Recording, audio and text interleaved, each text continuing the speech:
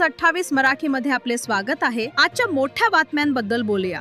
उंब्रजमध्ये भैरवनाथ मंदिरामध्ये रामनवमी मोठ्या उत्साहात भाविकांनी साजरी केली।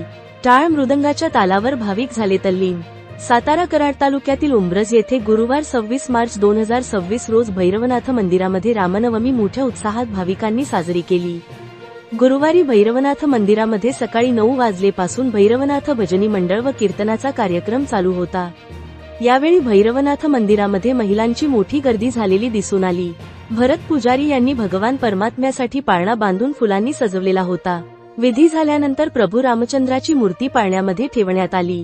त्यानंतर महिलांनी मधुर स्वरामध्ये पाळणा गायला, आरती झाली। त्यानंतर भगवान परमात्म्याचे प्रभू रामचंद्राचे श्रद्धेने मनभावे सर्व भाविकांनी दर्शन घेतले।